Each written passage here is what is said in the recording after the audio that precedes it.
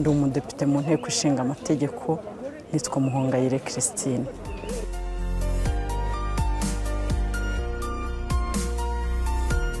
Ubundi twebwe tuba twakira abashyitsi batandukanye, ariko natwe ntibitubuza gutanga ibitekerezo byacu, cyaba icyakorwa ku cy'abaturage babajije cyangwa n'abandi banyarwanda bose baba bawitabiriye cyangwa bari hanze, natwe tukaba twabikurikirana mu rwego rw'amategeko. Niba tubona ari ikintu gikeneye koko cyakurikiranwa mu rwego rw'amategeko, icyo gihe amategeko ajyaho, niba ari ikibazo gikeneye itegeko cyakemurwa n'itegeko kikarangira. Ariko n'ikindi kiba gikomeye iyo turi hano hakagira ibitekerezo byinshi bitangirwamo, tubifata natwe nk'inshingano zacu bigakurikiranwa kugira ngo turebe uburyo bizashyirwa mu bikorwa, ndetse n'imyanzuro yavuyemo twebwe nk'abashinga amategeko tugenda dukurikirana umunsi ku munsi ishyirwa mu bikorwa ryayo.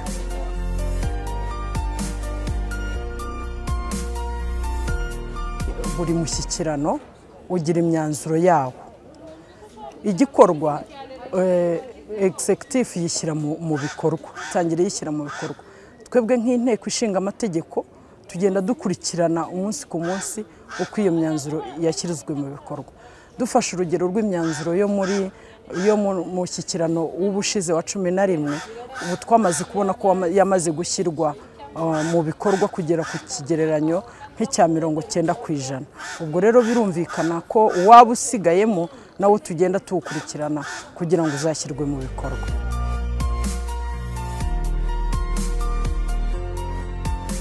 Ubundi umushyikirano ni inama iha urubuga abanyarwanda bose aho baba bari ku isi, baba ari abaha mu gihugu, baba ari n'abari ku isi, bose baba bawuhuriyemo.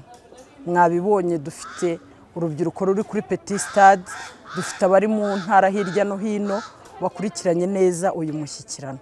Buri wese nk'umunyarwanda yumva afite uruhare mu kubaka igihugu ahereye kuri iyi nama iba ari nini cyane y'umushyikirano.